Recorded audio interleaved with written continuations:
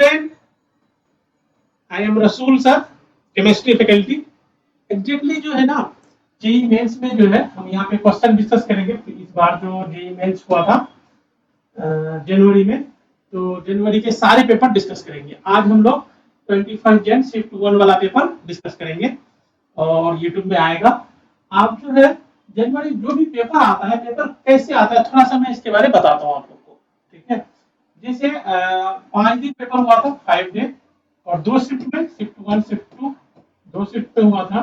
तो टोटल कितने क्वेश्चन, कितने पेपर हो गए? 10 पेपर, 10 पेपर हो गए। 10 पेपर करने के लिए, 10 पेपर लेने के लिए ऑलमोस्ट जो है एनटीए 40 पेपर 4 टाइम इसके 4 into 10 लगभग 40 पेपर वो बनाते हैं 10 पेपर लेने के लिए, ठीक है। और ये जो 40 जो पेपर होता है ना, ऑलमोस्ट सब पेपर में सिमिलर क्वेश्चन होता है, सेम मिलता जुलता, थोड़ा सा डिफरेंस रहता है, क्योंकि सेम लेवल के क्वेश्चन रखते हैं, ठीक है। तो फिर जो नेक्स्ट टेस्ट जो होगा आपका कब होगा? अभी जो होगा अप्रैल में, 2 अप्रैल से जो स्टार्ट है, उसमें भी 10 पेपर होंगे 5 दिन में, और उसमें भी टोटल वो जो बनाएगा 4 into 10 टोटल 40 पेपर वो खुद से बनाता है, ठीक है। उनमें से 10 पेपर ही लेते हैं एग्जाम। लेकिन अगर एक साथ अगर आप बात करें, टोटल 80 पेपर बनाने होते हैं, उनमें से 20 पेपर का वो एग्जाम देते हैं। इतना 10 पेपर शिफ्ट 2 में और 10 पेपर शिफ्ट 1 में, जो शिफ्ट 1 में हो चुके हैं। तो आपका जो शिफ्ट 2 में जो पेपर होगा 10, वो इससे भी मिलता जुलता होगा, शिफ्ट 1 वाला जो इससे मिलता जुलता होगा। इसलिए ये 10 पेपर डिस्कस करना जरूरी है। मैं केमिस्ट्री का टीचर हूँ, तो इसीलिए आपको जो है सिर्फ जो है 10 पेपर डिस्कस करेंगे केमिस्ट्री वाले, 25 क्वेश्चन, मतलब 250 क्वेश्चन हम लोग टोटल डिस्कस करेंगे 2 अप्रैल तक जो भी एग्जाम शुरू है। आज जो है हम लोग सिर्फ 25 क्वेश्चन डिस्कस करेंगे, और वो कौन सा 25 जनवरी शिफ्ट 1 वाला पेपर आज डिस्कस करेंगे, ठीक है। तो इस हिसाब से होता है। मेरा बेटा भी एग्जाम दिया था और उसका भी अच्छा नंबर आया है, 99.27, 99% प्लस आया है। लेकिन मुझे उम्मीद था और थोड़ा सा ज्यादा आते, लेकिन अच्छा है ये भी। तो हमने बहुत हेल्प किए हैं, जो कैसा एनालिसिस किए हैं, जो कैसा पेपर आना चाहिए, क्या आना चाहिए, ये 10 पेपर देख करके आगे 10 पेपर कैसा होना चाहिए, तो बहुत हेल्प किए हैं। तो वो सब हेल्प जो है हम आप लोग के लिए भी करना चाहते हैं। आप भी इसको देखो, आपको हेल्प होगा। हम साथ साथ बताते चलेंगे किस तरह के क्वेश्चन ज्यादा इंपॉर्टेंट है और किस तरह के क्वेश्चन, ये जैसे ये वाला क्वेश्चन अगर हम लोग सोल्व करेंगे तो कौन कौन सी क्वेश्चन रिपीट किया है बाकी सब पेपर में और रिपीट कर सकता है, ये भी आपको बताएंगे। तो हम लोग कंटिन्यू करते हैं और डिस्कस करते हैं ये पेपर, ठीक है। इसमें जो पहला क्वेश्चन है, इसमें स्टेटमेंट 1 स्टेटमेंट 2 है, और हम लोग को फाइनली करेक्ट स्टेटमेंट पता करना है कौन सा स्टेटमेंट करेक्ट है। तो करते हैं, यहाँ पे स्टार्ट करते हैं। स्टेटमेंट 1 में क्या लिखा है? When an electric discharge is pass through a gas gaseous hydrogen, hydrogen molecule dissociate. बिल्कुल स्टेटमेंट 1 में क्या बोल रहा है? H2 को अगर इलेक्ट्रिक डिस्चार्ज से पास थ्रू एनर्जी दोगे तो H अलग अलग हो जाएगा, H अलग हो जाएगा, और इसमें और एनर्जी दोगे तो H एक्साइटेड स्टेट में चला जाएगा। हाइड्रोजन एटम कहाँ चला जाएगा? एक्साइटेड स्टेट में चला जाएगा।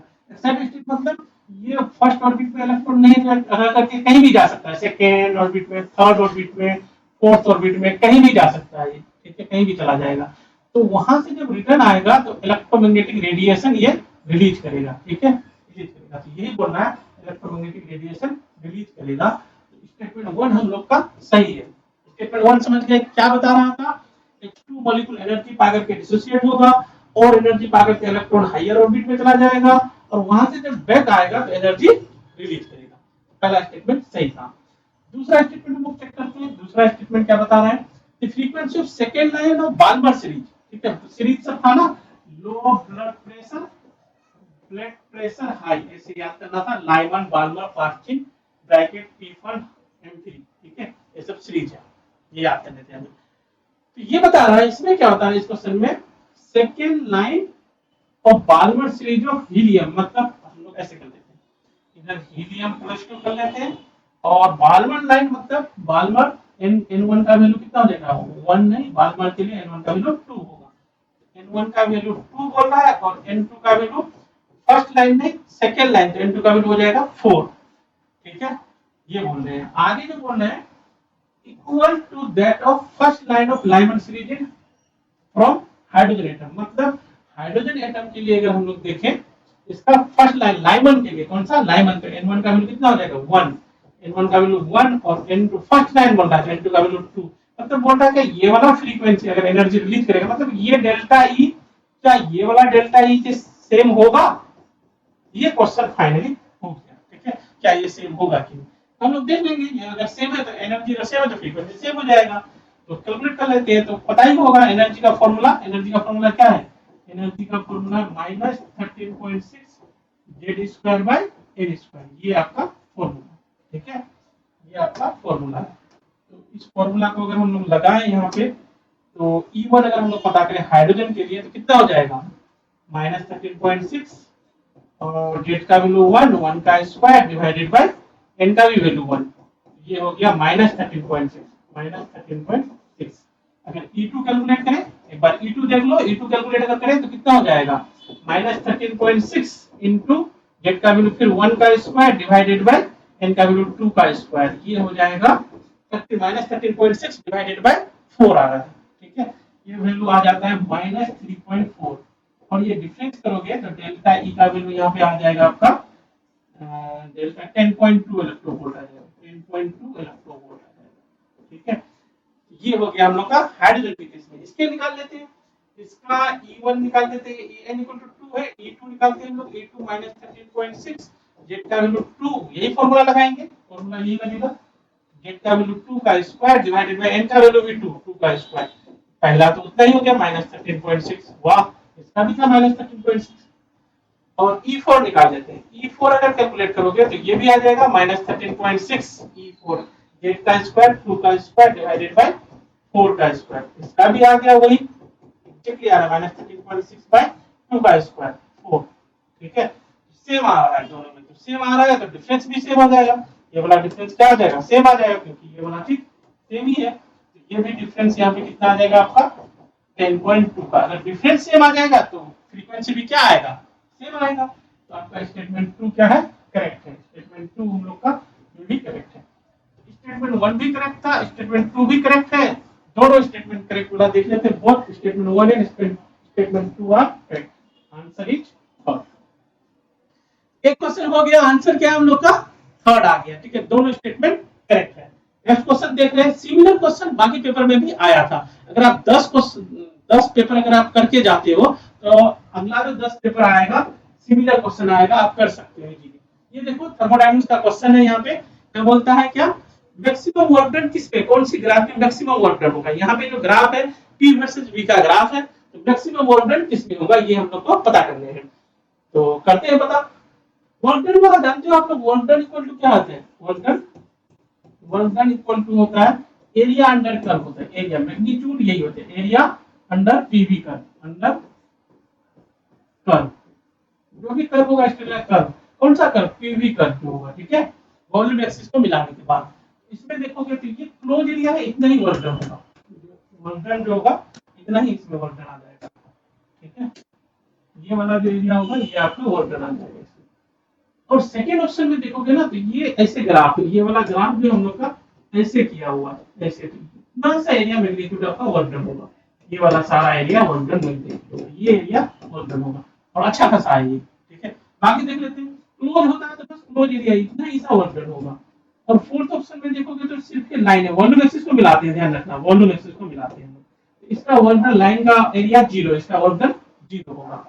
तो अगर इसमें देखोगे मैक्सिमम वर्क डन पूछा है, क्या पूछा है? मैक्सिमम वर्क डन किसमें होगा, तो मैक्सिमम वर्क डन आपका हो जाएगा सेकेंड में, एरिया मैक्सिमम आएगा, वर्क डन भी मैक्सिमम आएगा, मैग्नीट्यूड ले लेते हैं इसमें। नेक्स्ट देखते हैं हम लोग, हाँ इसको इस तरह के, इसमें जो मॉलिक्यूल है, कितने भी मॉलिक्यूल है, यही सब मॉलिक्यूल घुमा फिरा करके अलग तरह के क्वेश्चन पूछेगा, बाकी सब इसमें। ठीक है, आएगा डेफिनेटली, इनमें से एक मॉलिक्यूल डेफिनेटली आपका शिफ्ट 2 में आएगा ही आएगा। क्वेश्चन करना जरूरी है। और नेट पे हमने देखे कोई भी सॉल्यूशन नहीं डाला है। ठीक है, कोई अगर डाले भी सॉल्यूशन तो वो सब क्वेश्चन होते नहीं है मेमोरी बेस्ड, उस तरह से डाले, एग्जैक्ट सॉल्यूशन नहीं दिखा मुझे। तो खैर क्वेश्चन देखते हैं, यहाँ भी स्टेटमेंट है, स्टेटमेंट 1 है, स्टेटमेंट 2 है, और क्या करना है, करेक्ट स्टेटमेंट कौन है, करेक्ट हम लोग को पता करना है। ठीक है, स्टेटमेंट 1 देखते हैं, यहाँ पे क्या है, 1 2 3 4 1 2 3 4 मॉलिक्यूल है दी मैक्सिमम। अच्छा बोले इन चार में से क्या ये वाला मॉलिक्यूल का मैक्सिमम अनपेयर्ड इलेक्ट्रॉन है, क्या मैक्सिमम अनपेयर्ड इलेक्ट्रॉन है? क्या लग रहा है ये बिल्कुल लग रहा है सही होगा, क्योंकि Mn का जो है ना बहुत अनपेयर्ड इलेक्ट्रॉन होता है। अगर पेयरिंग नहीं है H2O वीक फील्ड लिगेंड है, पेयरिंग होगा नहीं, Mn+2 है, तो ये हो जाएगा। देखो कैसे Mn जो है Mn 25 होता है, जिसका इलेक्ट्रॉनिक कॉन्फ़िगरेशन क्या होता है 4s2 3d 5 होते हैं, और Mn+2 है यहाँ पे। Mn+2 जब हो जाएगा तो ये हो जाएगा 4s0 3d5 हो जाएगा।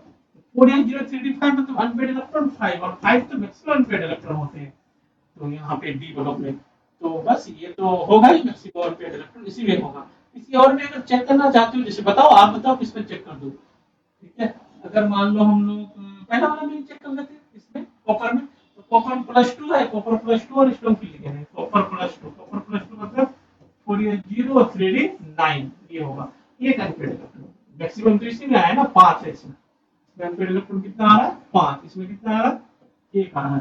ठीक है, बाकी निकल में देखोगे तो एक भी नहीं आएगा, सारे पेयर हो जाएंगे, दोनों निकल गए। यहाँ पे स्ट्रांग फील्ड लिगेंड है, पेयरिंग हो जाएगा, तो सबसे ज्यादा अनपेयर्ड इलेक्ट्रॉन Mn में ही मिलेगा। स्टेटमेंट 1 हम लोग का क्या हो गया बताओ, करेक्ट हो गया। स्टेटमेंट 2 में चलते हैं। The number of pair of एमो, ये 3 पेयर दिया हुआ है, 1 पेयर 2 पेयर 3 पेयर दिया हुआ है आपका। That contain only diamagnetic species is 2, बोलता है इन 3 में से 2 पेयर में डायमैग्नेटिक स्पेसिस है, ये बोल रहे हैं। तो स्टेटमेंट ये सही है कि गलत है, एक बार चेक करें। चेक करोगे ना तो ऐसा होगा नहीं, ये डायमैग्नेटिक होगा, ये पैरामैग्नेटिक होगा। ये पेयर में दोनों डायमैग्नेटिक तो है नहीं, ओनली डायमैग्नेटिक स्पेसिस नहीं, एक पैरा एक डाय है, तो ये आपका आंसर ये वाला नहीं आएगा। इसमें भी देखोगे तो उसी तरह से ये पैरामैग्नेटिक है, ये आपका डायमैग्नेटिक है, वहां पे नहीं कहते हैं डायमैग्नेटिक है, ये दोनों डायमैग्नेटिक नहीं है, ओनली डायमैग्नेटिक दोनों में नहीं है। इसमें देखोगे तो हाँ ये डायमैग्नेटिक होगा, ये भी डायमैग्नेटिक होगा, तो लेकिन 2 मांग रहा था, ये एक ही है, इसलिए स्टेटमेंट 2 आपका क्या हो जाएगा, गलत हो जाएगा। हम लोग यहाँ देख सकते हो statement 1 is true and statement 2 is false, first answer हो जाएगा। Statement 2 false. अगर आप देखना चाहोगे नहीं सर मुझे बताओ डायमैग्नेटिक पैरामैग्नेटिक कैसे, एक दो देख लेते हैं, जैसे NiCl4 का लिखोगे, देख लो आप NiCl4 माइनस NiCl4, ठीक है, ये -2 होगा यार इस प्रिंट के, -2, ठीक है, Cl4 है ना, -2, तो ये क्या हो जाएगा, ऑक्सीडेशन स्टेट Na+2 हो जाएगा। Na+2 मतलब 4s0 3d8 मतलब अनपेयर्ड इलेक्ट्रॉन इसमें आ जाएगा। और क्लोरीन क्या है, क्लोरीन माइनस क्या है, वीक फील्ड लिगेंड है, तो ये पेयरिंग करेगा ही नहीं। 1 2 3 4 5 और बैटल 8 इलेक्ट्रॉन, 1 इलेक्ट्रॉन 2 इलेक्ट्रॉन 3 4 5 6 7 8, और पेयरिंग नहीं करेगा तो अनपेयर्ड इलेक्ट्रॉन यहाँ पे कितना हो जाएगा 2 हो जाएगा, तो ये है पैरामैग्नेटिक। डायमैग्नेटिक नहीं, ये पैरामैग्नेटिक, ये भी पैरामैग्नेटिक, दोनों तो आंसर हो नहीं सकता। और ये पैरा है, ये डायमैग्नेटिक है, ये भी डायमैग्नेटिक, ठीक है, तो ये आपका 2 डायमैग्नेटिक पेयर नहीं है, एक ही डायमैग्नेटिक पेयर है, तो स्टेटमेंट 2 गलत है। ठीक है, तो आगे हम लोग सॉल्व करते हैं। हाँ देखो ये थोड़ा सा आसान है, मोल कंसेप्ट है, ठीक है, ज्यादा डिफिकल्ट क्वेश्चन नहीं है, आप इसको सॉल्व कर सकते हो मोल का। तो एक बार करते हैं। 14 ग्राम कैल्शियम, अच्छा कैल्शियम जो है HCl से फास्ट रिएक्ट कर लेगा, क्या बन जाएगा CaCl2 प्लस H2 गैस मिलेगा, बैलेंस हो गया इस तरह से, ठीक है, इतना है। Followed by statement incorrect. अच्छा ये ध्यान रखना, ये दिक्कत करते हैं, इनकरेक्ट स्टेटमेंट पता करने हैं, क्या इनकरेक्ट, बच्चे यही गलती करके आ जाते हैं, इनकरेक्ट पता करने। तो क्या इतना मोल ऑफ H2 इवॉल्व, ये वाला स्टेटमेंट सही है कि गलत है, एक बार चेक करते हैं हम लोग। इसका मोल निकाल लेते हैं, ये तो एक्सेस है, ठीक है, तो इसके हिसाब से प्रोडक्ट होगा 14 डिवाइडेड बाय 40, ये हो गया इसका मोल, ठीक है, ये इसको डिवाइड कर लो तो ये हो जाएगा 7/2 से डिवाइड कर लो 7/20, ये हो जाएगा 0.35 मोल, 0.35 मोल। तो ये 1 मोल, तो ये भी 1 मोल, तो ये 0.35 मोल है, ये स्टेटमेंट सही है, लेकिन ये हम लोग आंसर नहीं करेंगे क्योंकि आंसर करना था इनकरेक्ट स्टेटमेंट, ठीक है, ये हम लोग आंसर नहीं करेंगे, ये स्टेटमेंट सही है। Limiting reagent is calcium metal, बिल्कुल सही, क्योंकि ये तो एक्सेस है, तो ये एक्सेस रिएजेंट होगा, ये हमारा क्या है limiting reagent, limiting reagent calcium होगा, और ये भी स्टेटमेंट सही है, तो लेकिन ये हम लोग को आंसर नहीं करेंगे। ठीक है, नेक्स्ट आते हैं 33.3 gram of CaCl2 is produce. क्या इतना ग्राम CaCl2 प्रोड्यूस होगा? चेक कर लेते हैं। देखो, इसके जितने मोल थे उतने मोल CaCl2 होगा, तो इसके मोल कितना हो जाएगा? 0.35 मोल हो जाएगा। मास निकाल लो इसका। ठीक है, मास निकालोगे तो 0.35 इंटू इसका मोलर मास। इसका मोलर मास कैलकुलेट करो, 111 होती है। ठीक है, नो याद है मुझे, 40 प्लस 71 करोगे तो हो जाते हैं। ये मल्टीप्लाई कर दोगे तो ये हो जाएगा 0.35 से इंटू ये 35 से ज्यादा आएगा। क्या आएगा? ये 35 से ज्यादा आ जाएगा, लगभग 38 के आसपास आ जाएगा, 38 पॉइंट समथिंग आ जाएगा। ठीक है, 35 से ज्यादा आ जाएगा। तो ये 33.33 ये गलत बोला, ये स्टेटमेंट गलत है, लेकिन इसको हम लोग आंसर करेंगे। आंसर हो जाएगा 3। आप एक बार फोर्थ भी चेक कर लेना। ठीक है, गड़बड़ हो सकते हैं एग्जाम में, माइनस नंबर नहीं लेने हैं। 7.84 litre of H2 gas is produced. H2 का मोल तो पता है 0.35 तो इसको हम लोग कर लेते हैं, वॉल्यूम निकाल लेते हैं। 0.35 इंटू क्या करेंगे? 22.4 इससे मल्टीप्लाई कर लेते हैं। अगर ये मल्टीप्लाई करोगे तो ये 7.84 आ जाएगा, 7.84 आ जाएगा। 7.84 लीटर आ जाएगा। तो ये स्टेटमेंट सही है, तो ये हम लोग आंसर नहीं, आंसर हो जाएगा इसका थर्ड। ठीक है, thank you. Next, organic chemistry. Organic chemistry का जो क्वेश्चन था ना, बच्चे को डरावना लग रहे थे, पता नहीं ये क्या पूछ रहा है। लेकिन अगर ऑप्शन को अगर ठीक से देखो आप, क्वेश्चन क्या पूछा है, ऑप्शन क्या है, ठीक है, दोनों को देखो पैरेलली, तो तुम्हारा आंसर आ जाएगा, टेंशन लेने की जरूरत नहीं है। Inorganic compound P of molecular formula, ये मॉलिक्यूलर फार्मूला है पॉजिटिव। पॉजिटिव क्या है? Positive iodoform test, negative Tollens test, negative Tollens test, negative Tollens test है। ठीक है, ये 20 to dilute acid produce Q की पॉजिटिव। अच्छा, मान लीजिए ये अगर P है तो ये P क्या होना चाहिए? पॉजिटिव आयोडोफॉर्म टेस्ट और नेगेटिव टॉलेंस टेस्ट होना चाहिए। तो पॉजिटिव आयोडोफॉर्म टेस्ट मतलब पॉजिटिव नेगेटिव होना चाहिए, positive iodoform negative Tollens test होना चाहिए। और ये है पॉजिटिव भी है और नेगेटिव भी, लेकिन इतना ही बात नहीं है। इसको अगर हाइड्रोलाइसिस कर दो, डाइल्यूट सल्फ्यूरिक एसिड लिखा है तो हाइड्रोलाइसिस करना है, H3O पॉजिटिव ले लो, इसका हाइड्रोलाइसिस प्रोडक्ट क्या हो जाएगा? CH3CO। और यहाँ पे क्या है ना, एक CH3 इधर रह जाएगा, CH3, और ये दो जो OH है, दो OCH3 दो OH आकर के CO बन जाएगा। ठीक है, ये बनेगा। तो ये जो है पॉजिटिव फिर से आयोडोफॉर्म होगा, लेकिन नेगेटिव टॉलिस टेस्ट, बल्कि लास्ट में इसको चाहिए था क्या? टॉलिस टेस्ट पॉजिटिव चाहिए था। टॉलिस टेस्ट क्या चाहिए था? Positive, positive.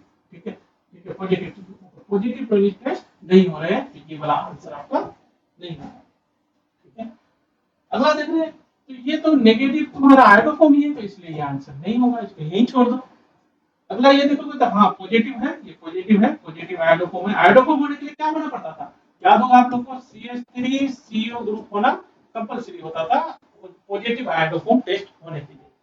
ये भी है, और इसका हाइड्रोलाइसिस बिल्कुल यही आंसर हो जाएगा। इसका हाइड्रोलाइसिस करोगे तो यहाँ पे H है, H रहेगा, और ये OCH3 हाइड्रोलाइसिस होकर के एक, मैं थोड़ा डिटेल से करूंगा, ये COCH, ये एसिटल होता है ना, एसिटल वो फॉर्म है ये। ठीक है, यहाँ पे आ जाएगा OH और यहाँ पे भी आ जाएगा OH, और इसको फिर वाटर कट करके ये आ जाएगा CH3CO, ये इतना सा दे देगा आयोडोफॉर्म टेस्ट, और ये बन जाएगा CHO, ये दे देगा टॉलिस टेस्ट। ये भी पॉजिटिव और दूसरा भी पॉजिटिव। ठीक है, पहले ये पॉजिटिव और ये टॉलिस टेस्ट नेगेटिव, ये आपका आंसर थर्ड हो जाएगा। ठीक है, इस पे देखोगे तो हाँ पॉजिटिव तो है, लेकिन अगला क्या है? नेगेटिव भी है, लेकिन इसको हाइड्रोलाइसिस करने के बाद फिर से पॉजिटिव एंड नेगेटिव आ जाएगा। इस यहाँ पे कोई अल्डिहाइड नहीं बन पाएगा। ठीक है, तो अल्डिहाइड में क्या होता है? टॉलिस टेस्ट पॉजिटिव होता है अल्डिहाइड के लिए। तो इसका आंसर हो गया 3। तो इस तरह के क्वेश्चन बाकी पेपर में भी था, जरूरी है ये क्वेश्चन आपको देखना। इवन शो करके भी आप मोबाइल में देख लोगे तो आपका कोई ना कोई क्वेश्चन पकड़ा जाएगा। जैसे ये क्वेश्चन है, ये भी क्वेश्चन लगता है पता नहीं क्या हो नहीं पाएगा, लेकिन इसको ऑप्शन और क्वेश्चन देखते चलो, डेफिनेटली हो जाएगा।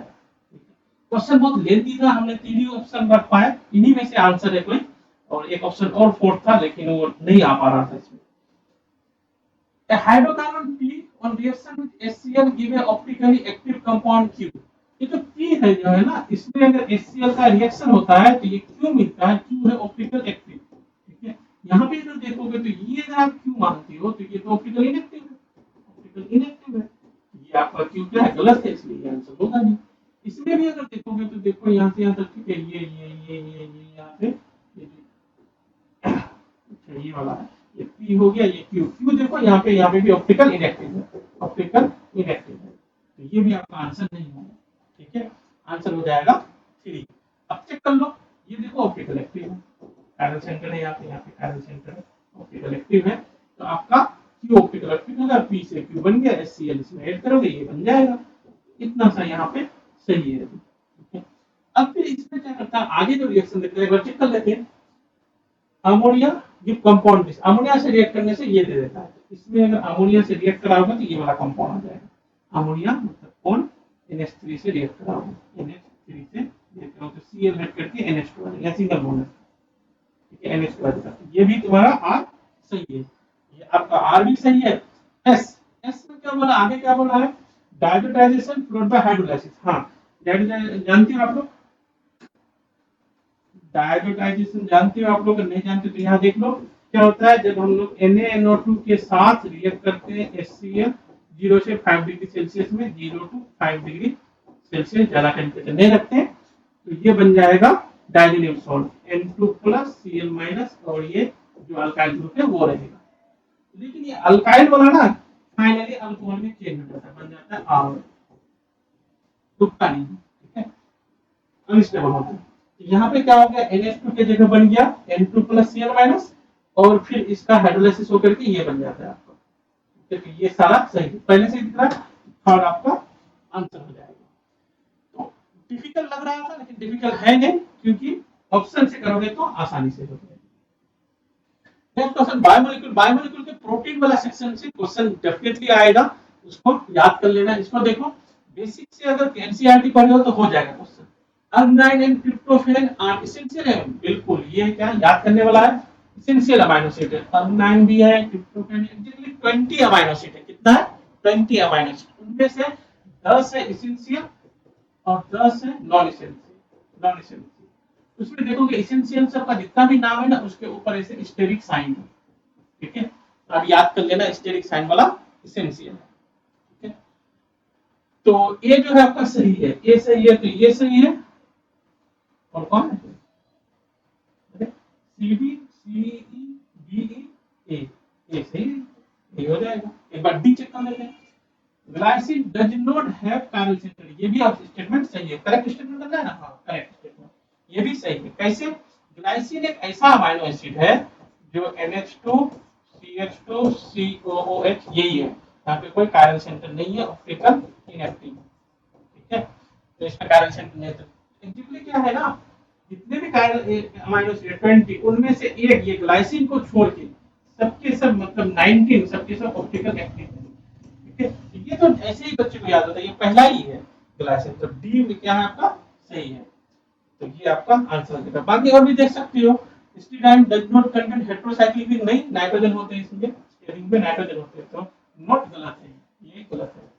ये प्रोलाइन इज 6 मेंबर नहीं है, 5 मेंबर रिंग होते हैं, तो ये आपका सी गलत है। एक बार देख लोगे एनसीईआरटी में प्रोलाइन का स्ट्रक्चर, उसको 5 मेंबर रिंग है। ठीक है, स्ट्रक्चर भी इतना याद नहीं रखना है, 5 मेंबर रिंग 6 मेंबर नहीं है, तो सी गलत है, बी सी गलत है, बीसी तो गलत होता ही है।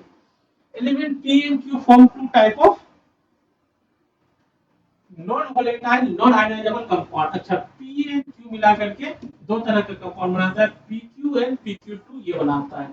उसके बाद दिख रहा है आगे, 1 ग्राम अगर PQ लेते हैं उसको डिसॉल्व कर देते हैं 50 ग्राम सॉल्वेंट में, 1 ग्राम PQ लेते हैं 1 ग्राम और डिसॉल्व कर देते हैं 50 ग्राम सॉल्वेंट में, और डेल्टा T भी आ जाता है ये वाला।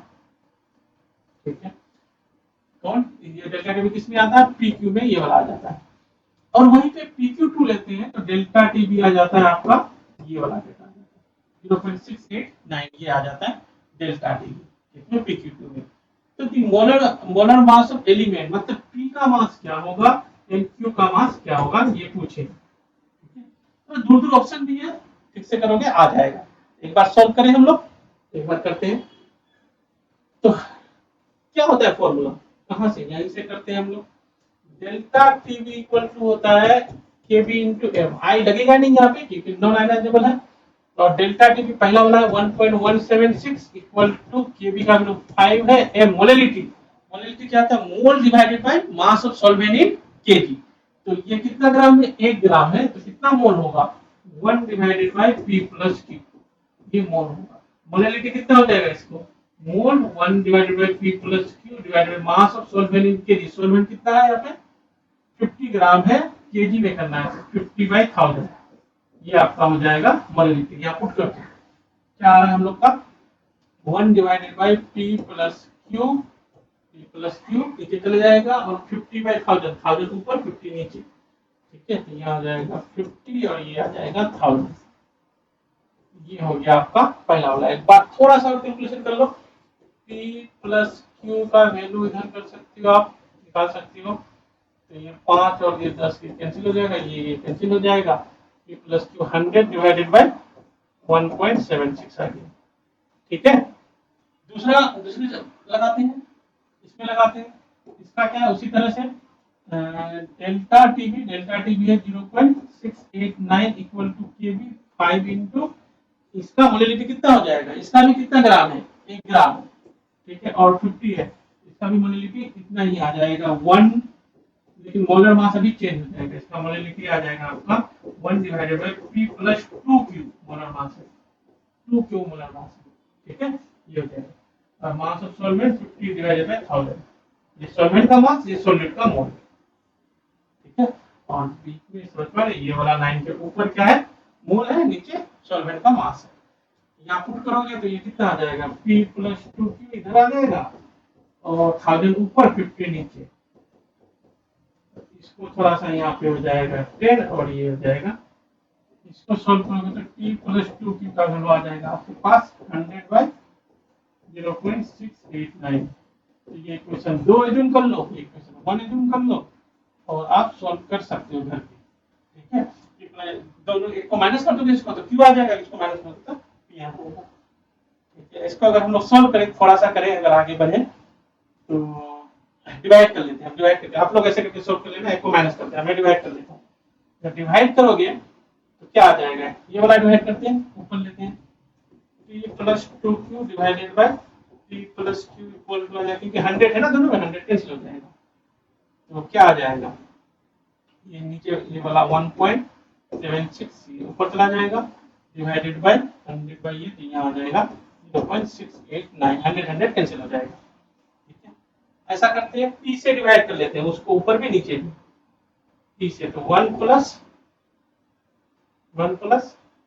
तो Q से डिवाइड करोगे, Q से कर लेते हैं, Q से कर लेते हैं, P बाई Q यहाँ पे आसान होगा,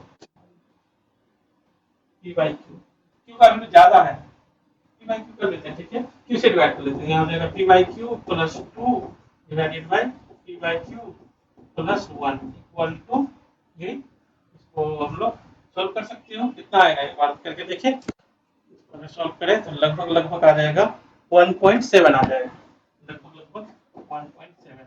आगे करते हैं हम लोग, तो इसको x एज्यूम कर लो, P बाई Q को x एज्यूम कर लो, तो x प्लस 2 इक्वल टू हो जाएगा x 1.7x प्लस 1.7, ये आ जाएगा।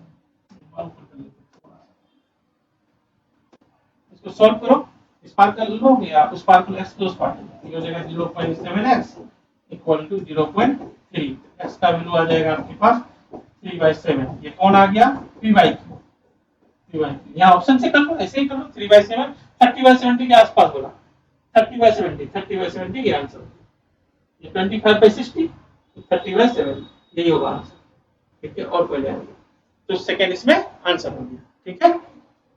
आप वैसे भी कर सकते थे, कैसे, P प्लस Q गिवन है, P प्लस 2Q गिवन है, इसको माइनस कर दोगे तो Q का वैल्यू आ जाएगा, ठीक है। वैसे भी कर सकते। अब देखो ये वाला क्वेश्चन, ऑर्गेनिक वाला क्वेश्चन, डरावना लग रहा है लेकिन है नहीं, इससे एक बेसिक रिएक्शन होते हैं, उससे भेज दिया है RCH डबल बॉन्ड CH, मान लो यहाँ R' है और इसमें KMnO4 का अगर रिएक्शन करोगे तो आपको याद रखना पड़ेगा, एक H होता है तो इनका एसिड बन जाता है और इनका भी एसिड बन जाता है, ठीक है। तो दोनों तरफ का एसिड, इसका क्या हो जाएगा RCOH प्लस यहाँ पे R-COH अब लेकर KMnO4 ठीक है। और ये H2PT वाला रिएक्शन तो जानते ही आप लोग, H2PT वाला क्या होता है हाइड्रोजनेशन। तो इसमें अगर देखोगे तो हम लोग का आंसर 1 होता है, क्योंकि यहाँ से तोड़ोगे यहाँ से तोड़ोगे तो यहाँ पे एक H है, यहाँ पे एक H है, इस कार्बन का एसिड बन जाएगा, इस कार्बन का भी एसिड बन जाएगा। उसी तरह से यहाँ पे एक H है, यहाँ पे एक H है, तो यहाँ पे भी एक एसिड बन जाएगा और यहाँ पे भी एक एसिड बन जाएगा। पता है जिस कार्बन पे H है और डबल बॉन्ड है वहाँ पे एसिड बन जाएगा। इसका देखोगे तो नहीं होगा यहाँ की। अच्छा यही जो है ना दूसरे पेपर में आएगा तो हो सकता है ये वाला यहाँ दे दे और ऐसे करके आंसर करा दे, ऐसा पूछेगा। ठीक है, इस तरह से क्वेश्चन आते हैं। तो इसका अगर करोगे तो यहाँ पे कीटोन बनेगा और यहाँ एसिड बनेगा, 2 COH ग्रुप बनेगा और 2 CO ग्रुप, यहाँ पे 4 COH ग्रुप बनने वाला, दो अलग अलग कंपाउंड बनाने। ठीक है, इसमें मतलब 4 COH ग्रुप बनेगा, एक यहाँ पे COH बनेगा, एक यहाँ पे बनेगा, लेकिन एक ही कंपाउंड में बनेगा, एक ही कंपाउंड में बनेगा, एक ही कंपाउंड में बनेगा। ठीक है, तो ये आंसर नहीं होगा। इसमें भी 4 बनेगा एक ही कंपाउंड में, यहाँ से टूट जाएगा, एक COH, 2 COH, 3 COH, 4 COH बनेगा, COOH। ठीक है, तो आपका आंसर 3 भी नहीं हो सकता है, 4 भी नहीं हो सकता है, 2 भी नहीं हो सकता है, 1 आपका आंसर हो जाएगा। ये रिएक्शन मेन था, ये तो आप लोग जानते हैं। ठीक है, नहीं जानते तो मैं बता देता हूँ फिर से। इसी में अगर ये रिएक्शन करोगे H2Ni या PT कैटलिस्ट के साथ तो बन जाएगा RCH2, सिंगल बॉन्ड में कन्वर्ट कर देता है। ठीक है, तो ये आसान था ऑप्शन से। ठीक है, क्वेश्चन है given below are two statement. इसमें क्या है, दो स्टेटमेंट है, स्टेटमेंट 1 स्टेटमेंट 2। क्या करना है यहाँ पे, करेक्ट या इनकरेक्ट, तो ये याद रखना, ये करेक्ट आंसर करना है। करेक्ट क्या होगा, स्टेटमेंट 1 2 में से कौन सा करेक्ट कौन सा इनकरेक्ट, ये करना पड़ेगा। स्टेटमेंट 1 में क्या करना है हम लोग को, एक बार चेक करें, the number of species among this and this that have tetrahedral geometry 3। tetrahedral geometry 3 है, इनमें से कितने हैं यहाँ पे, कितने 1 2 3 4 5 6 7 में से बोल रहा 3 टेट्राहेड्रल है इसमें। ठीक है, तो ये सही है कि नहीं है बताओ। ये नहीं होगा, एक लोन पेयर हो जाएगा, 5 होने से नहीं होगा, 4 1 5 4 सिग्मा बॉन्ड एक लोन पेयर, तो ये आपका टेट्राहेड्रल नहीं होगा, इसको क्रॉस करो, ये हो जाएगा। NaCl4 पेयरिंग नहीं होगा, sp3 हाइब्रिडाइजेशन होगा, बिल्कुल ये भी हो जाएगा। दो तो इधर ही हो गया, ये नहीं होगा, यहाँ पे 2 लोन पेयर होगा, तो ये भी तो नहीं होगा आपका। ये ऑलवेज स्क्वायर प्लेनर होते हैं, क्या होते हैं स्क्वायर प्लेनर, ये याद रखने की वाला बात है।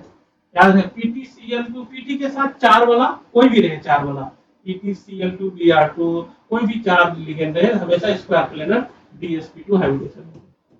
ठीक है, ये भी नहीं हुआ आपका, इसमें भी एक लोन पेयर है, 5 हो गया, इसमें भी नहीं होगा, NaCl4 पेयरिंग हो जाएगा, DsP2 हाइब्रिडेशन हो जाएगा, DsP2 मतलब स्क्वायर प्लेनर, क्या स्क्वायर प्लेनर, ये भी टेट्राहेड्रल नहीं हुआ। तो कितने आ गए, 2 आए टेट्राहेड्रल, ये वाला और ये वाला, लेकिन इसको कितना चाहिए था, 3। स्टेटमेंट 1 क्या है हमारा, गलत है, स्टेटमेंट 1 गलत है। स्टेटमेंट 2 में आ जाते हैं हम लोग, in the set of this molecule have complete octet around central atom. Central atom के अराउंड कंप्लीट ऑक्टेट पूछ रहा है, ये सारे कंप्लीट ऑक्टेट है कि नहीं है ये पूछ रहा है। ऑल मॉलिक्यूल इनकम्प्लीट ऑक्टेट, अच्छा इनकम्प्लीट बोल रहा है। ठीक है, तो NO2 ऑड इलेक्ट्रॉन स्पीशीज है, odd electron species octet incomplete रहता है, ये बताइए। तो ये ऑक्टेट इनकम्प्लीट है, तो मतलब ये सही है, इनके हिसाब से इनकम्प्लीट है, ये भी इनकम्प्लीट है, 4 इलेक्ट्रॉन ना इनकम्प्लीट है, ये 6 इलेक्ट्रॉन इनकम्प्लीट है, BF3 ये भी इनकम्प्लीट है। ठीक है, 6 इलेक्ट्रॉन होगा, यहाँ पे भी 6 इलेक्ट्रॉन, ये भी इनकम्प्लीट है। अच्छा 1 2 3 चारों इनकम्प्लीट है, स्टेटमेंट सही है। स्टेटमेंट 2 क्या है, करेक्ट है, और स्टेटमेंट 1 क्या था, रॉन्ग था। स्टेटमेंट 1 नहीं है, statement 1 is false, statement 2 is correct, answer हो जाएगा इसका 4। ठीक है, गुड, वेरी गुड। इस तरह से जो है आप अगर ये क्वेश्चन करोगे तो इन सब मॉलिक्यूल क्या करेगा ना, ये मॉलिक्यूल जो है ये दूसरी तरह से पूछ देगा। आप इस मॉलिक्यूल को समझ में आ गए, DsP2 होता है, PtCl हमेशा 4 वाला PT DsP2 होता है, तो इस तरह से मॉलिक्यूल से पूछ देगा। ये क्वेश्चन नहीं करके जाओगे तो कभी एग्जाम खराब हो जाएगा, जो करके जाएगा तो फास्ट सोल्व करेगा, किया हुआ होगा तो वो आसानी से कर लेगा। नेक्स्ट क्वेश्चन देखते हैं, which of the following represent the correct trend of the mention property. ये जो मेंशन प्रॉपर्टीज है ना, पहला है आयनाइजेशन एनर्जी, दूसरा है इलेक्ट्रॉन एफिनिटी और तीसरा है मेटालिक कैरेक्टर। तो ये करेक्ट है कि नहीं, मेंशन जो है करेक्ट है कि नहीं, क्या है करेक्ट। कौन कौन सा करेक्टर चेक करें, कहां से चेक करेंगे? अच्छा याद रखना, ये दोनों जो है आयनाइजेशन एनर्जी, इलेक्ट्रोनेगेटिविटी, इसी से यही वाला एलिमेंट के घुमा फिरा करके पूछ देगा, आप याद करके जाना। फर्स्ट आयनाइजेशन एनर्जी कौन कौन एलिमेंट लिया? फ्लोरीन लिया है, ये इसके पीछे होता है ऑक्सीजन, फिर नाइट्रोजन, फिर कार्बन, फिर बोरोन, यहाँ से बोरोन उठाया और नाइट्रोजन के नीचे फास्फोरस, फास्फोरस के नीचे सल्फर। तो एलिमेंट उठाया है वो nitrogen, fluorine, boron, phosphorus, sulphur, इतने एलिमेंट उठाए। आयनाइजेशन एनर्जी है, याद होगा आप लोग को, इधर से लेफ्ट टू राइट जाओगे लिथियम से फ्लोरीन की तरफ तो बढ़ेगा क्या आयनाइजेशन एनर्जी, और नीचे से ऊपर जाओगे तो बढ़ेगा। बीच में एक्सेप्शन है, बीच में एक्सेप्शन है, ठीक है, एक बार देख सकते हो। एक्सेप्शन बता दूं क्या?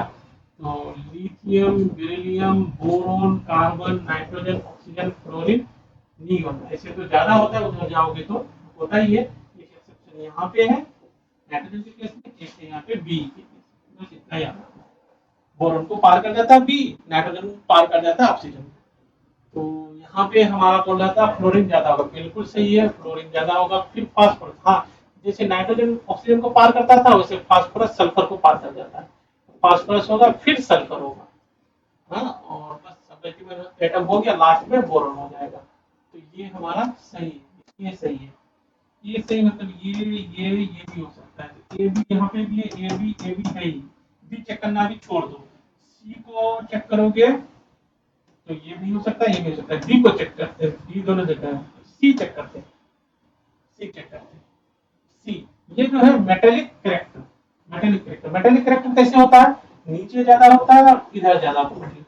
एलिमेंट कौन सा लिया है? पोटेशियम लिया है, पोटेशियम के ऊपर सोडियम होता है, ये नहीं लिया है इसने, और ये लिया है मैग्नीशियम, फिर एल्युमिनियम, ठीक है, और एल्युमिनियम के ऊपर होता है बोरोन, ठीक है। तो ऐसे होगा मेटालिक और ऐसे होगा, पोटेशियम सबसे ज्यादा, फिर मैग्नीशियम, पोटेशियम जो हो, यहाँ पे गलती कर दी, ये गलत है हमारा। सी स्टेटमेंट क्या है? गलत है, तो ये 3 भी नहीं होगा। तो answer A B, B check करना पड़ेगा क्योंकि ये भी तो है, ए बी, सी नहीं होगा, ठीक है, तो 3 नहीं होगा। तो हमें बी या डी, डी चेक करना पड़ेगा, डी चेक करना पड़ेगा। अगर डी गलत हो जाएगा तो आंसर 2 हो जाएगा, डी सही हो जाएगा तो आंसर 1 हो जाएगा। डी चेक करो, ये क्या लिखा है? Basic character, basic character. Metallic character ज्यादा तो बेसिक करेक्टर ज्यादा। मेटेलिक करेक्टर क्या होता है? ऐसे और ऐसे, तो ऐसे बेसिक करेक्टर भी होते हैं। तो ये पोटेशियम नीचे है, सोडियम ऊपर है, तो ये तो सही लिखा है यहाँ पे आता। मैग्नीशियम, वाह, ये सही पूरा है। मैग्नीशियम ज्यादा मेटेलिक, एल्युमिनियम कम, तो मैग्नीशियम का ज्यादा बेसिक, एल्युमिनियम का कम, ये पूरा सही है।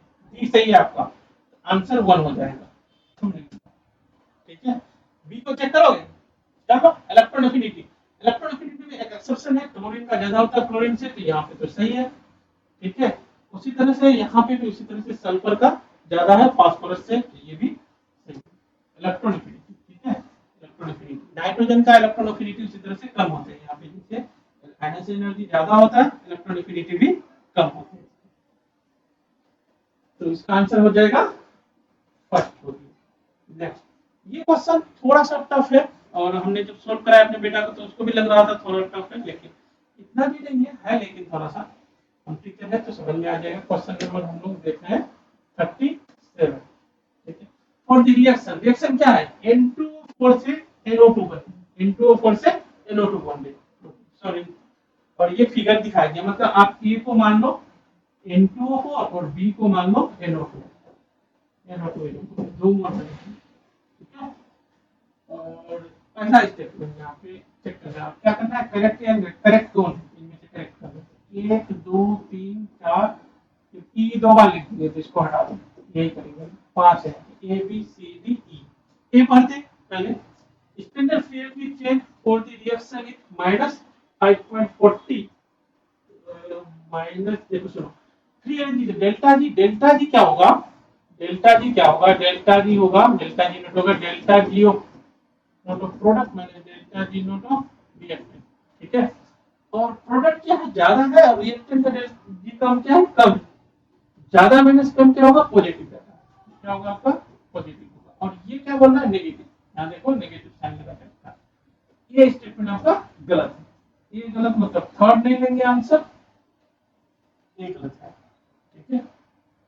में आ जाती है। H delta G not in graph is positive, हाँ बिल्कुल, ये हम लोग अभी तक क्या होगा पॉजिटिव, यहाँ से बढ़ रहा है, फाइनली यहाँ पे positive positive. N2O will not dissociate into NO2, अच्छा at all, मतलब बोल रहा है क्या N2O4 डिसोसिएट NO2 में नहीं होगा, कुछ भी नहीं होगा एट ऑल, कुछ भी नहीं होगा, ऐसा नहीं, ऐसा नहीं है, कुछ होगा कैसे। मेन बात जो है ना, आप ग्राफ को यहाँ पे देखो, इस ग्राफ को आप यहाँ पे देखोगे कि यहाँ से यहाँ स्पॉन्टेनियस है, इक्विलिब्रियम पोजीशन है, यहाँ जाते समय क्या है, ये स्पॉन्टेनियस है, इतना सा टूटेगा, इतना सा बनने के बाद वो रुक जाएगा, और इधर नॉन स्पॉन्टेनियस, आपको ये बाय फोर्स ले जाना पड़ेगा, ठीक है। तो यहाँ ई तक आने तक क्या है, ये स्पॉन्टेनियस है, तो ये स्टेटमेंट आपका गलत हो जाएगा।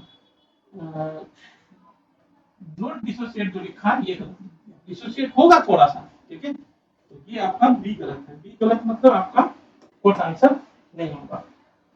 डी ई सी ई, तो सी देखते हैं, reverse reaction will go to completion, reverse reaction मतलब बी से अगर हम लोग ए बनाए तो क्या कंप्लीट कर जाएगा, बी से ए पूरा बन जाएगा, नहीं ये भी गलत है। बी से जो है ई तक स्पॉन्टेनियस है, यहाँ तक स्पॉन्टेनियस है, यहाँ तक बनेगा, लेकिन ये जो कहोगे ए तक बना दो सर तो नहीं बन पाएगा,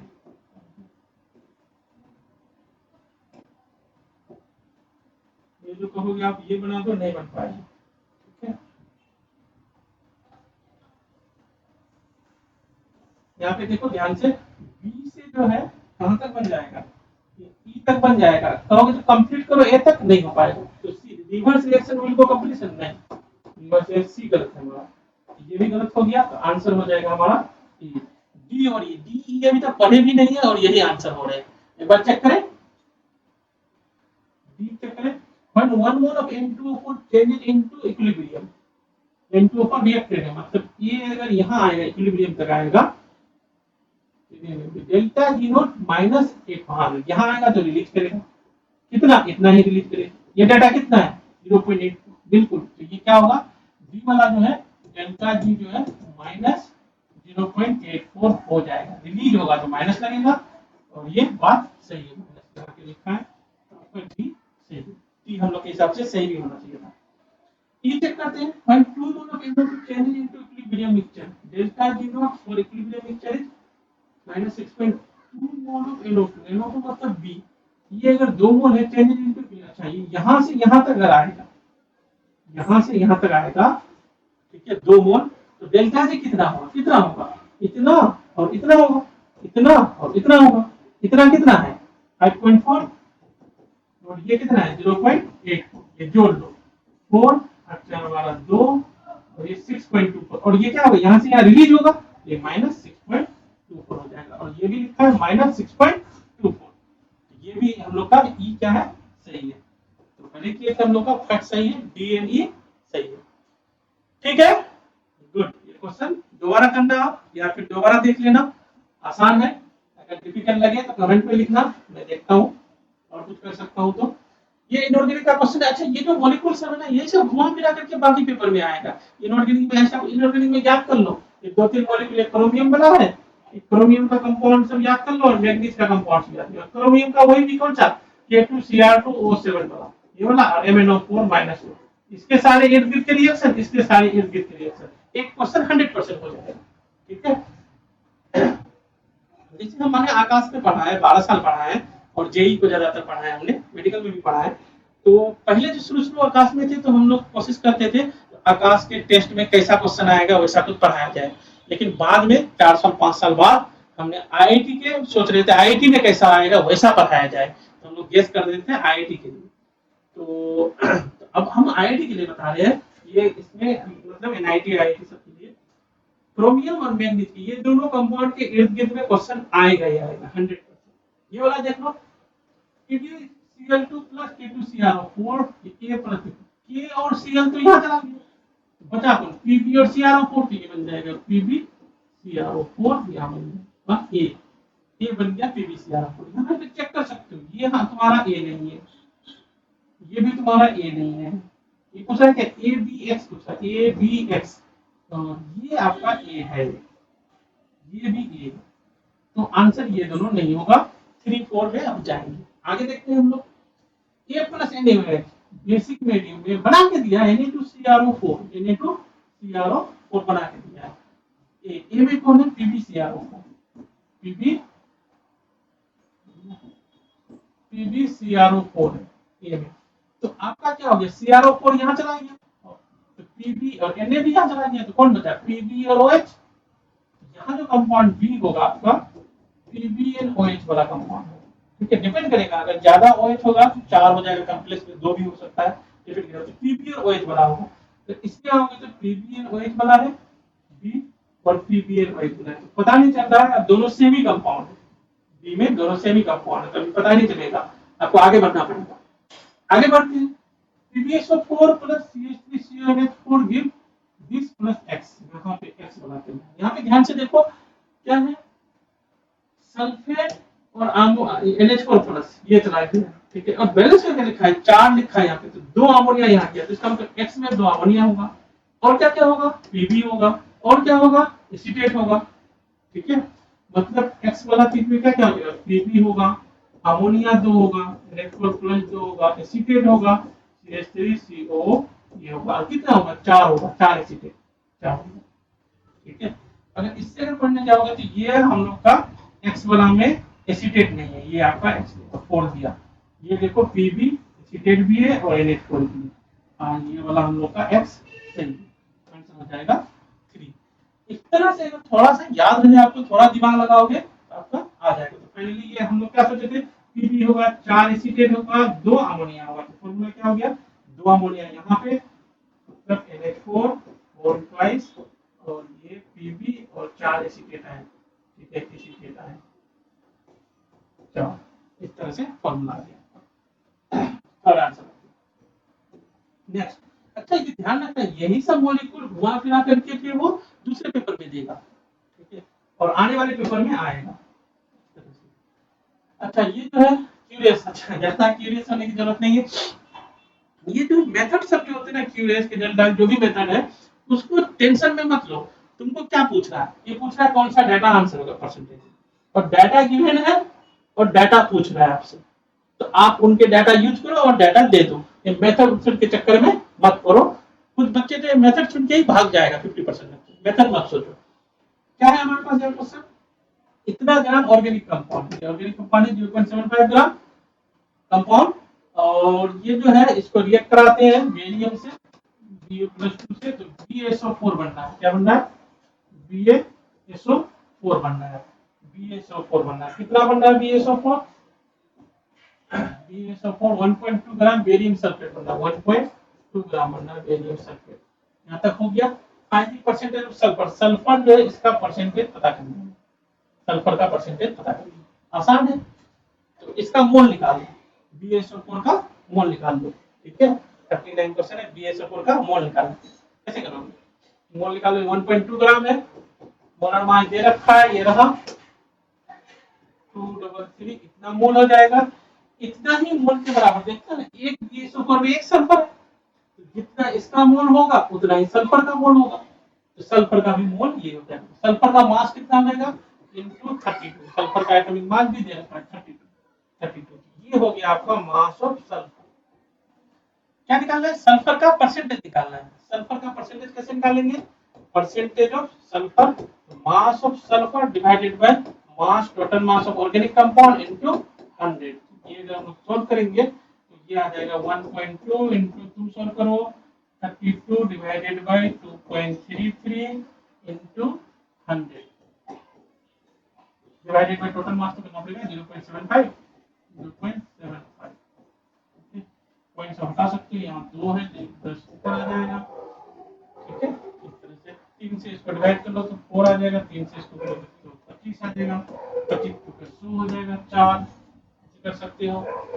तो 4 into 32 into 4 divided by this हो जाएगा। एक बार करो, एक बार सॉल्व करो, 4 into 32 कितना हो जाएगा? 4 दूना 8, 128 into 4 0 divided by 233, ठीक है। तो ये कितना आ जाएगा? लगभग ये देखो, ये लगभग 240 40 by 220 के आसपास आ जाएगा, 21 हो जाएगा। इसका आंसर 1 हो जाएगा। देखो दूर दूर है, 16 आएगा नहीं, 10 भी तो आएगा ही नहीं, सॉल्व कर सकते हो आप इसको, 4 से मल्टीप्लाई करो और 233 से डिवाइड कर लो। डाटा का ठीक है, देखो ना उसको, बांटना 24 23 है, यहाँ 2 है तो 2 से थोड़ा कम है, तो 40/2 से थोड़ा कम, 20 से थोड़ा ज्यादा हो जाएगा 21। ठीक है, तो 1 आंसर हो गया। ये देखो, अब यही सब मॉलिक्यूल घुमा फिरा करके देते हैं।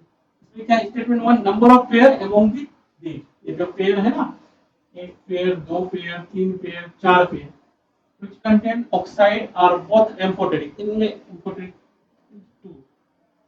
अच्छा, ये जो चार पेयर है इनमें से दो pair which contain oxide that are both amphoteric is 2, दोनों amphoteric होने का दो पेयर है कैसे, ये पूछ रहा है। ठीक है, क्वेश्चन को ही समझना मेरे पास है।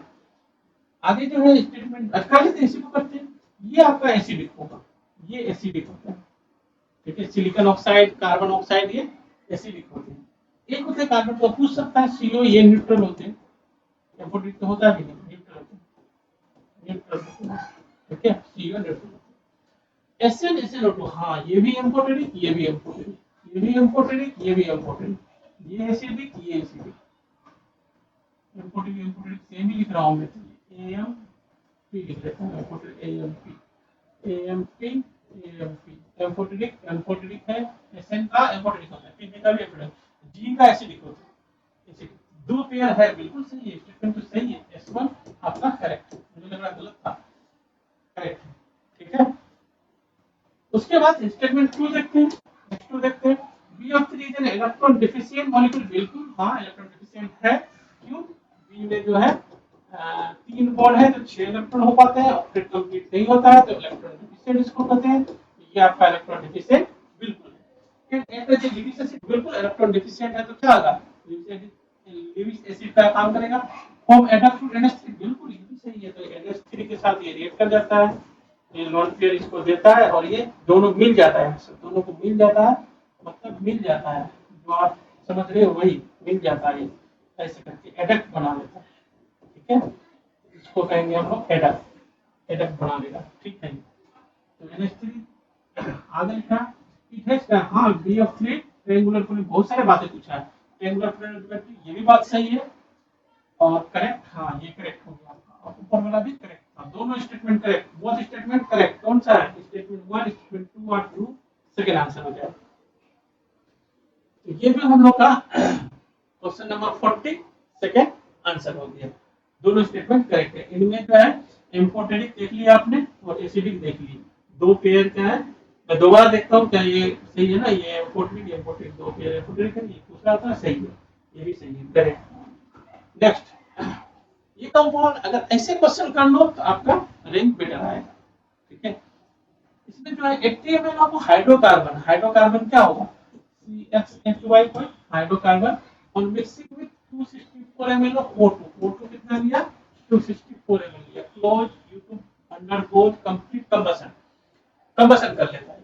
रेसिडुअल गैस आफ्टर कूलिंग, ये गैस मिलता है कूल करने के बाद। When the system is treated with QH, QH से ट्रीट करने के बाद डिक्रीज टू 64 ml हो जाता है। तो फॉर्मूला, इस कंपाउंड का फॉर्मूला क्या है ये पूछ रहा है, बात समझ में आ रहा है। क्वेश्चन क्या है, एक हाइड्रोकार्बन है CXHY कुछ होगा, इसमें क्या कर रहा है, ऑक्सीजन O2 ले रहा है 264 ml और रिएक्ट करा देता है।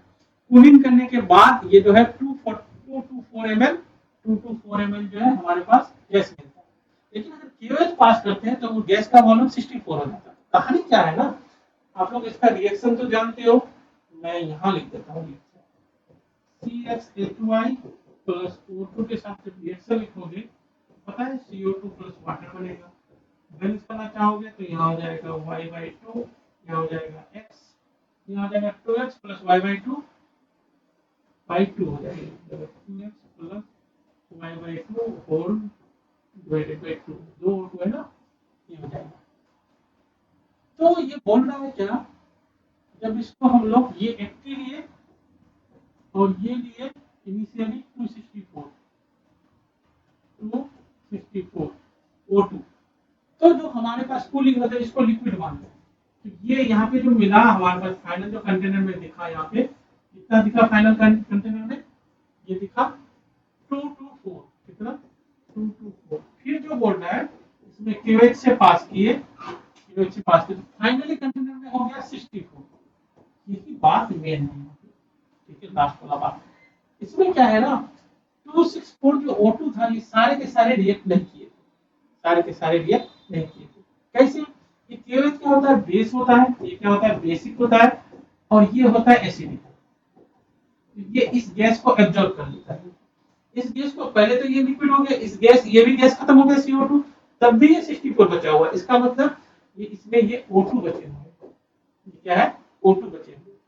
तो रिएक्शन का कंक्लूजन क्या हो गया, जब 80 ml हाइड्रोकार्बन लिए, 264 O2 से रिएक्ट कराए, तो 64 O2 बच गए, 200 O2 रिएक्ट किए। कितना O2 रिएक्ट किए? 200 ml। ठीक है, अब ये भी कर सकते हो, 224 ml जो गैस था यहाँ पे, इसका मतलब O2 था, तो नया O2 आया था। O2 अगर 64 है तो 64 ml से माइनस कर दो तो बन जाएगा, बाकी CO2 होगा। माइनस कर दोगे तो कितना, 12 में 4 में 4 0 180 180 ml कौन है हमारे पास, 180 ml कौन, 160 ml कौन है हमारे पास, CO2 160 ml हमारे पास CO2 कौन, 160 ml। ठीक है, इसको अगर हम लोग सॉल्व करोगे, जैसे देखो यहाँ पे ये एक खत्म होता है तो ये कितना बनता है, x बनता है, CO2 कितना बनता है, x। 80 खत्म होगा तो CO2 कितना बन जाएगा, 80x। CO2 कितना बन जाएगा, 80x बनेगा। तो हमारे पास CO2 का जो वॉल्यूम होगा ये कितना हो जाएगा, 80x हो जाएगा। और 80x इक्वल टू CO2 कितना मिल गया था, 160। x का वैल्यू कितना हो गया, 2। ऐसे सॉल्व हो गया। बाकी एक हम लोग CO2 के पास चलते हैं, ये एक खर्च होगा तो ये कितना होगा, 2x + y/2/2। ये 80 खर्च होगा तो CO2 कितना खर्च होगा, यहाँ लिखता हूं मैं 80 इंटू ये 2x + y/2/2 ये खर्च होगा। और इतना इक्वल टू हम लोग क्या कर सकते हैं, 200। CO2 O2 कितना खर्च हुआ है, 200 खर्च हुआ। ठीक है, ये कर सकते हो। तो इसको इससे कम कर दो, इसको यहाँ पे 10 लाओ, इसको यहाँ पे 4 लाओ, 2 पार कर दो, ये हो गया 20 इक्वल टू 2 का वैल्यू, x का वैल्यू 2 यहाँ पुट कर दो, 8x + 2y, x का वैल्यू यहाँ 2 पुट कर दो, तो ये हो जाएगा 20 इक्वल टू 16 + 2x 2y। तो y का वैल्यू, इसको सॉल्व करो तो y का वैल्यू कितना आ रहा है हमारा, y का वैल्यू भी 2 आ रहा है। ठीक है, आंसर हो जाएगा सेकंड, आंसर हो जाएगा सेकंड का। बात समझ में आया? ठीक है, अगर देखना, अगर नहीं समझ में आएगा तो कमेंट में बताना, मैं दोबारा सॉल्व कर दूंगा ये क्वेश्चन। ठीक है, दोबारा बता देंगे, कोई टेंशन लेने की जरूरत नहीं है। नेक्स्ट चलते हैं हम लोग यहाँ पे, तो वीडियो का लेंथ लंबा हो जाएगा। An organic compound P on treatment with aqueous ammonia. ठीक है, एक कंपाउंड पी है, एक्वस अमोनिया से ट्रीटमेंट किए हॉट कंडीशन में। कौन सी कंडीशन में, हॉट कंडीशन में, तो बन गया Q। ठीक है, Q on heating with Br2KOH। बताओ Br2KOH कौन सा रिएक्शन है, Br2KOH Hoffmann bromide degradation reaction. ठीक है, तो ये बन गया, तो फॉर्म R बन गया। R है मॉलिक्यूलर फार्मूला, दिस R का मॉलिक्यूलर फार्मूला ये है। तो बताओ PQR क्या होगा। ठीक है, PQR क्या होगा। तो R में देखो नाइट्रोजन है, तो किसमें नाइट्रोजन है, R में नाइट्रोजन है। नाइट्रोजन ऑक्सीजन नहीं, ये हटा सकते हो, ये नहीं, ये मिथाइल अमाइन ये वाला है हमारा, इसे हटा नहीं पाओगे। सॉल्व करते हैं सीधे, यहीं से आते हैं हम लोग, सॉल्व करते हैं। बेंजोइक एसिड, टॉलिक एसिड, सब ना एसिड है, ये एसिड, ये एसिड, ये भी एसिड, ये भी एसिड। ये जो हमारा, ये पी जो हमारा एसिड है, एसिड है तो आप एसिड से सोचो, टेंशन मत लो। RCOOH यहाँ से सोचो, और इसको रिएक्शन करा दोगे NH3 के प्रेजेंस में, थोड़ा सा हीट करके तो बन जाएगा RCONH2 बन जाएगा। ठीक है, अमाइन बन गया, और सही बन रहा है क्योंकि इसी में हॉफमैन ब्रोमाइड डिग्रेडेशन हो पाएगा। Br2 ये KOH के प्रेजेंस में हो जाएगा, हमारे पास बन जाएगा RNH2। ठीक है, तो ये हो गया आपका P, ये हो गया आपका Q, और ये हो गया आपका R। ठीक है, R में क्या है, NH2 है। ये आपका मिथाइल एनिलीन, मिथाइल एनिलीन, इसमें कितना carbon, 6 carbon, methyl aniline 7 carbon हो जाएगा, तो ये तो होगा ही नहीं। ये मिथाइल एनिलीन में कितना होगा, 7 कार्बन हो जाएगा, ये नहीं हो पाएगा। और इस पे एनिलीन है 6 कार्बन है। एनिलीन में कितना होता है, एनिलीन का स्ट्रक्चर यहाँ ड्रॉ कर देता हूं पहले मैं तो। बेंजीन में NH2 रहता है, इसी को हम कहते हैं एनिलीन। ये NH2 ये है एनिलीन, ये है आपका एनिलीन। ठीक है, तो ये आपका हो सकता है बेंजामाइड। अच्छा, अगर ये एनिलीन होगा तो R की जगह क्या पुट कर दोगे, बेंजीन पुट कर दोगे। ये आपका हो जाएगा बेंजीन में NH2। तो आपका ये क्या हो जाएगा, ये Q हो जाएगा, एक बेंजीन रिंग होगा। ठीक है, और इसमें हो जाएगा CONH2। ठीक है, बेंजामाइड बिल्कुल सही है, बेंजीन अमाइड, बेंजामाइड ये भी सही है। उसके बाद ये R के जगह हम लोग क्या पुट कर दिए, बेंजीन पुट कर दिए, तो यहाँ R के जगह पुट कर दोगे बेंजीन। तो ये है आपका benzoic acid, COH, benzoic acid होती है, बेंजोइक एसिड भी है। सेकेंड आपका आंसर है। इस पे जाओगे तो ये टॉर्निक एसिड है, नहीं हो रहा है। ये मिथाइल बिल्कुल ये भी नहीं होगा, 6 मिथाइल में 7 कार्बन होगा, ये 6 कार्बन का। ठीक है, तो ये होगा ही नहीं। बेंजा बेंजामाइन, बेंजामाइन ठीक है, लेकिन ये वाला एसिड गलत है, यहाँ पे फिनाइल लिखा है, ये वाला भी गलत है आपका। ठीक है, इसका आंसर हो जाएगा 2। नेक्स्ट करते हैं हम लोग। नेक्स्ट देखो, identify correct statement for the following. अच्छा हाँ, ये देखो आसान क्वेश्चन है, डरना नहीं है। स्टेटमेंट वाला बहुत क्वेश्चन है। स्टेटमेंट वाला मतलब क्वेश्चन मतलब क्वेश्चन को लेंथी करना है। इसमें 1 2 3 4 5 क्वेश्चन है एग्जैक्टली। एक क्वेश्चन तो ना 5 क्वेश्चन है, 5 ABCD करोगे तब कर पाओगे। तो डरना नहीं है, डर के आगे जीत है। Propanol and propanone are functional isomer. बिल्कुल, ये क्या है, अल है मतलब अल्डिहाइड है। कौन मतलब क्या है, कीटोन है। ठीक है, अल्डिहाइड एंड कीटोन क्या हो जाएगा, फंक्शनल आइसोमर होगा। ये बिल्कुल सही है। ये सही होने का मतलब ये आपका आंसर नहीं होगा। ये हो सकते हैं, ये हो सकते हैं, ये भी नहीं।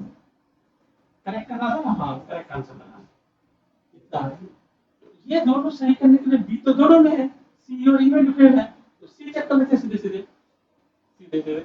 ब्यूटोइन शो ऑप्टिकल आइसोमर नहीं, ब्यूटोइन ये शो करेगा geometrical isomer, CH3 CH double bond CH CH3, ये शो करेगा कैसा, ज्योमेट्रिकल आइसोमर। ये बोल रहा ऑप्टिकल आइसोमर, तो सी गलत है। सी गलत मतलब ये गलत हो गया, तो ये आपका आंसर हो जाएगा। और एक दो ई चेक कर लेते हैं, बी तो दोनों में था, ई चेक कर लेते हैं। Pentane and 2,2 dimethyl propane are chain isomer. Pentane, pentane में कितना कार्बन हो गया, 1 2 3 4 5। इसमें 5 कार्बन अगर है प्रोपेन की, ठीक है, क्या है, प्रोपेन है, 3 ही कार्बन का हम लोग लेंथ बनाएंगे।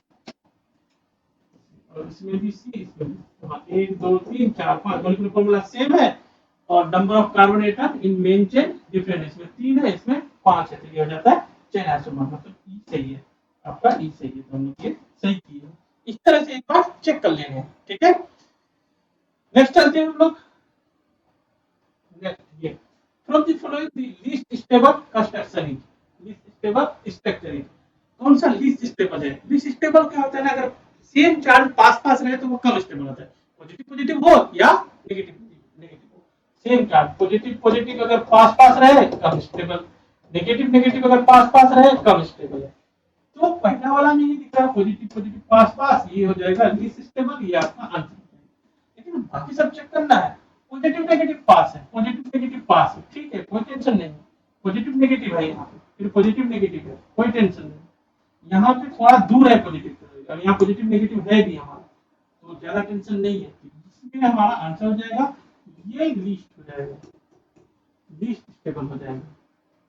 ठीक है, आंसर हो जाएगा 1। क्या समझे इसमें, सिमिलर चार्ज पास पास, ठीक है, तो रिपल्सन, देखते हो ना आपस में झगड़ते रहती है। ठीक है, तो सेम चीज क्या रहेगा पास में, तो रिपल्सन हो जाएगा। MnO4 in acidic medium disproportionate, MnO4 का यहाँ पे देखोगे तो MnO4 -2 है, ऑक्सीडेशन स्टेट +6 है, और Mn का मैक्सिमम ऑक्सीडेशन स्टेट कितना होता है, +7 Mn का। तो ये जो है डिस्प्रोपोर्शनेशन होगा तो ऑक्सीडेशन भी होगा, तो Mn +7 में जाएगा। +7 में जाने का मतलब ये 1 2 3 4 सारे +7, लेकिन ये स्टेबल नहीं होता है, एक्सप्लोसिव टाइप होते हैं ऑक्साइड, स्टेबल नहीं होते। ठीक है, तो ये दोनों तो आप खत्म कर दो, ये दोनों सही है, ये भी ये भी। लेकिन आगे देखना पड़ेगा एंगल, थोड़ा याद करना पड़ेगा यहाँ पे। ये जो हम लोग का एसिडिक मीडियम में MnO4 का जब डिस्प्रोपोर्शनेट होता है उसमें MnO2 बनते हैं, MnO नहीं, क्या MnO 2 बनते हैं, ठीक है, इसलिए आंसर 1 होगा और 2 नहीं होगा आपका। बात समझ गए? ग्रेट, याद रखने हैं आपको। नेक्स्ट हम लोग करते हैं कंसीडर द फॉलोइंग रिएक्शन। ये रिएक्शन वही देखो K2Cr2O7 दो बार आ गया, हर एक पेपर में आता है, ठीक है। इनकी आप क्रोमियम का और मैग्नीज का रिएक्शन, इर्द गिर्द वाला रिएक्शन याद रखना। लास्ट क्वेश्चन था मैग्नीज से, ये क्रोमियम से आ गया। ये रिएक्शन फेमस है, ये रिएक्शन कहते हैं हम लोग क्रोमाइल क्लोराइड टेस्ट। ये बन जाएगा CrO2 Cl2, ठीक है, ये आपका ये बनेगा, याद रखने। जब देखिए क्लोरीन आयन रहता है K2Cr2O7 एसिडिक मीडियम में बन जाता है CrO2 Cl2, ये जो है वेपर हो जाता है, ठीक है, रेड येलो वेपर हो जाएगी। फिर जो है ये एक मतलब CrO2 CrO2 रिएक्ट करता है बेसिक मीडियम में। अच्छा ये क्रोमियम का ना दो है यहाँ पे एक्चुअली, ये जो जुगलबंदी में रहते हैं कौन, एक है आपका CrO4-2 क्रोमेट और डाइक्रोमेट Cr2O7-, दोनों ऑक्सीडेशन स्टेट +6 है। तो ये एसिडिक मीडियम में ये एग्जिस्ट करता है, बेसिक मीडियम में ये एग्जिस्ट करता है, ठीक है, और कुछ खास पीएच में इक्विलिब्रियम में भी रहता है। ये बेसिक मीडियम है, कौन सा है, बेसिक मीडियम में। बी जो बनेगा आपका ये बन जाएगा Na2Cr, बेसिक मीडियम में ये वाला बनते हैं, ये याद रखिए, ये बन जाएगा बी। बी फिर H2SO4 H2O2, ये रिएक्शन इंपॉर्टेंट है, H2O2 के साथ C बनते हैं। और बी क्या है, ये बी तो पता ही है, Na2CrO4 C जो बनते हैं यहाँ पे, ये याद रखने की जरूरत है, ये बनते हैं CrO5 बटरफ्लाई स्ट्रक्चर बनते हैं। बटरफ्लाई का जो इस तरह से ये स्ट्रक्चर होता है वो इधर है और ये पंख लेकर के चले परी,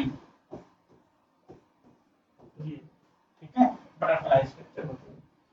चलो आगे बढ़ते हैं। इन प्रोडक्ट सी मतलब ये प्रोडक्ट में, ये प्रोडक्ट ये आपका सी है, in product C X is the number of O2-2 unit, O2-2 वो 2 O-2, ये जो क्या है एक O-2 ऑक्सीडेशन, ये -1 ये -1 ये -1 ये -1, एग्जैक्टली ये बोल रहा है, ये यहाँ पे है ना O2-2 यूनिट है, O2-2 ये कहाँ है, यहाँ पे होता है, ये O2-2 है, ये भी आपका O2-2 है, यहाँ पे एक O2-2 है, यहाँ पे भी एक O2-2, दो है आपका, x का वैल्यू 2 हो जाएगा, x का वैल्यू कितना हो गया 2 हो जाएगा। आगे y is the total number of oxygen atom, ठीक है, बगैर ऑक्सीजन की जिंदगी कैसे होगा, ऑक्सीजन एटम तो पूछेगा ही। y is the number of oxygen atom, इसमें c में ही देखने हैं, c मतलब ये 5 है, ऑक्सीजन एटम इसमें कितने हैं 5 है, तो y का वैल्यू हो गया आपका 5, ठीक है। y is the total number of oxygen atom present and Z is the oxidation state of chromium, Z क्या है ऑक्सीडेशन स्टेट है क्रोमियम का। तो यहाँ पे देखो ऑक्सीडेशन स्टेट ऐसे देखोगे, यहाँ पे दो बॉन्ड है तो ये +1 ये +1, अपारे यहाँ पे +1 यहाँ पे +1, दो हो गया, हर एक बॉन्ड के लिए +1 होगा, यहाँ पे +1 यहाँ पे +1 यहाँ पे +1 यहाँ पे +1। टोटल ऑक्सीडेशन स्टेट देखो तो 1 2 3 4 5 6, Z का वैल्यू कितना हो जाएगा 6। समझ में आया? अगर वैसे निकालोगे ऑक्सीडेशन स्टेट गलत हो जाएगा, CrO4 X से जुड़ करके, क्योंकि पेरोक्साइड है। कैसे निकालेंगे, यहाँ पे Cr यहाँ पे 2 +2 फिर यहाँ पे +1 फिर यहाँ पे +1 फिर यहाँ +1 फिर यहाँ पे +1, 1 2 1 यहाँ पे 1 यहाँ पे 1 यहाँ पे 1 यहाँ पे 6 बॉन्ड 6 हो जाएगा, तो कितना हो गया x + y + z 5 7 7 से 13 13, ये आंसर हो जाएगा, ठीक है। तो देखो ये क्रोमियम का कंपाउंड पूछ दिया, बहुत इंपॉर्टेंट है। नेक्स्ट हम लोग देखते हैं pH and conduction of weak acid, ये जो हम लोग का इलेक्ट्रोकेमिस्ट्री का कंडक्शन वाला पार्ट है, क्वेश्चन ज्यादातर इजी आते हैं, लेकिन बच्चे इसको वैल्यू नहीं देते हैं और बच्चे फंस जाता है, गलत करके आता है, तो इसको करके जाना ये वाला पार्ट, ये जो क्वेश्चन है ये हम तो डिस्कस कर ही देंगे, ऐसा क्वेश्चन आते हैं। PH and conduction of weak acid was found to be 5 in this, ठीक है, ये क्या है पीएच 5 है, कंडक्शन मतलब G है, ठीक है, मतलब क्या है मान एक वीक एसिड कुछ सोच लो CH3COH इस तरह से है, और इसका जो है पीएच जो है 5 है और कंडक्शन G गिवन है, ठीक है, डाटा इधर लिख देता हूँ, पीएच 5 या H+ लिख सकती हो तुम 10⁻5, ये है कंडक्शन G का वैल्यू कितना है, G का वैल्यू है 4 × 10⁻5, 4 into 10 to the minus 5 G का वैल्यू, ठीक है। Respectively, the conduction was measured under standard condition using a cell where the electrode crystal having surface area। जो इलेक्ट्रोड यूज करते हैं ना इस तरह से कंटेनर में यूज करते हैं, इसका यहाँ सरफेस एरिया ए होते हैं। सरफेस एरिया का वैल्यू कितना है 1 है, सेंटीमीटर स्क्वायर है।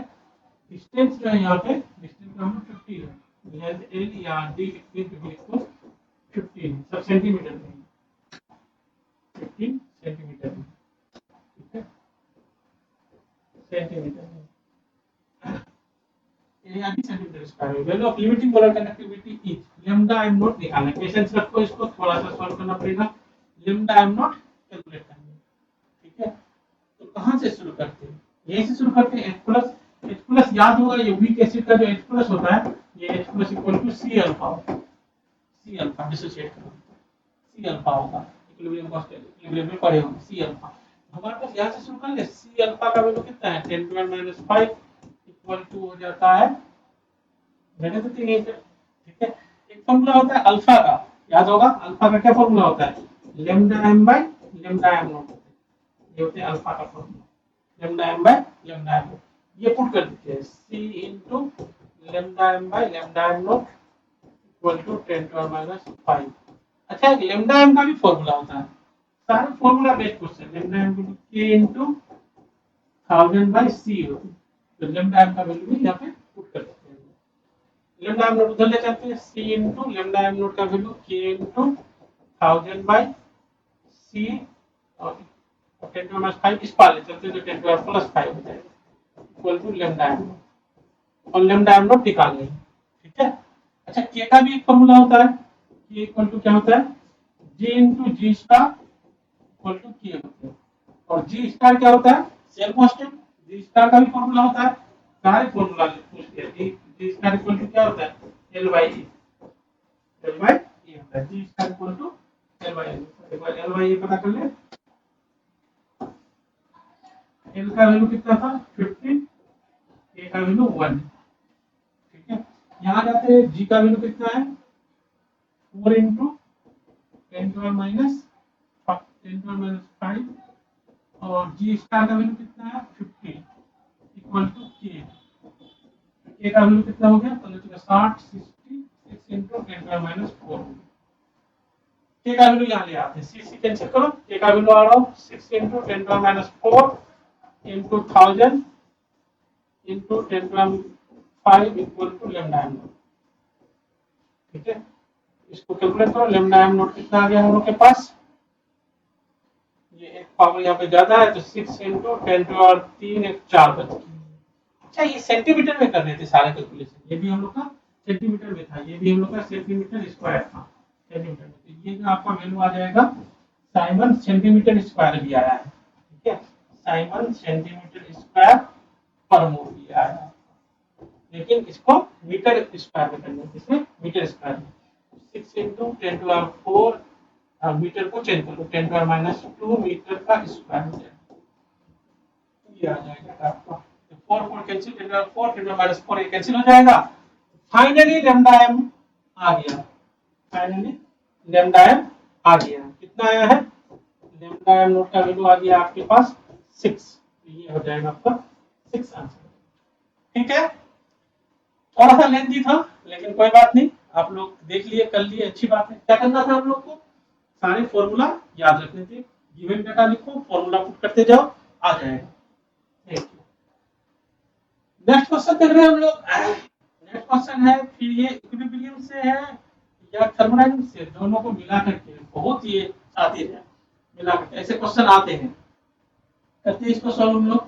48 कहां से करना क्या है, x निकालना है, x कहां है, इसका ये x है, इसके कारण गिवन क्या क्या चीज दिया है, लोग के इक्विलिब्रियम कांस्टेंट है गिवन है आपके पास, ठीक है, और ये डेल्टा h दिया है, s दिया है, ठीक है, और लोग के दिया है, इक्विलिब्रियम स्टेब्लिश हो रहा है। तो करते हैं एक बार, कैसे करोगे, लोग के का वैल्यू है इक्विलिब्रियम कांस्टेंट है, तो डेल्टा g नॉट और ये इक्विलिब्रियम है, तो डेल्टा g का फॉर्मूला ये वाला फॉर्मूला से करें, चलो हम लोग delta G dot equal to होता है delta H nought minus T delta H nought. ये एक इक्वेशन, ठीक है।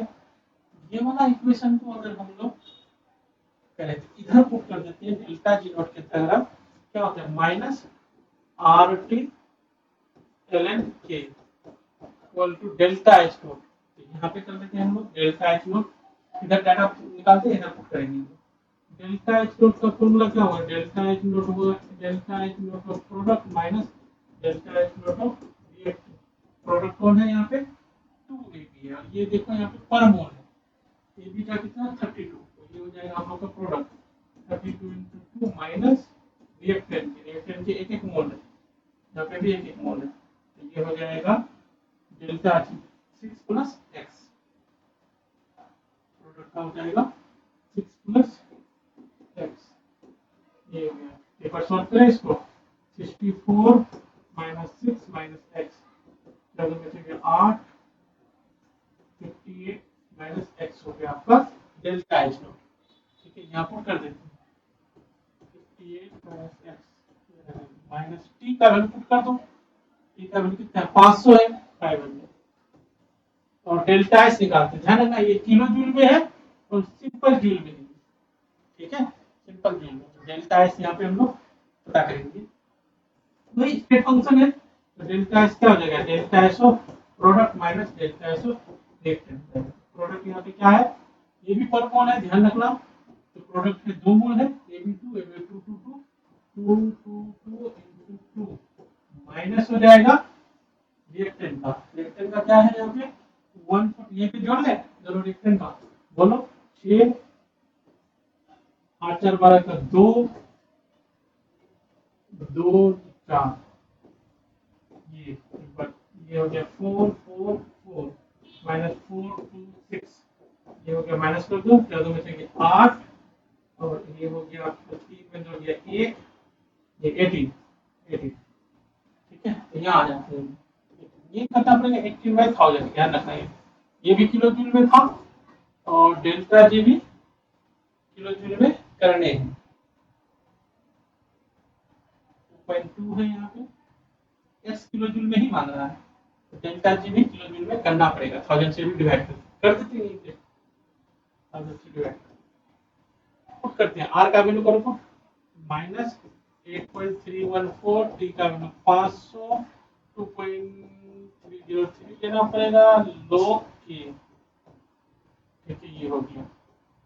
और यहाँ पे लिखता हूँ मैं, ध्यान से देखना एक बार।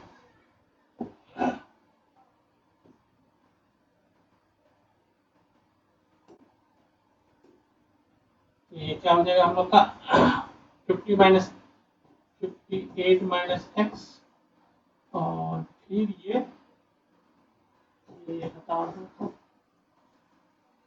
2 बचेगा 9 माइनस 9, ठीक है।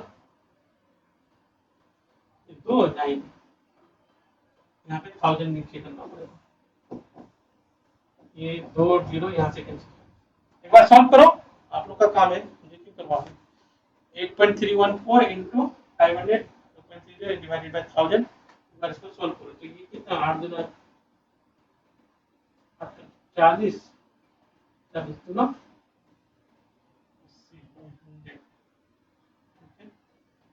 5 गुना 10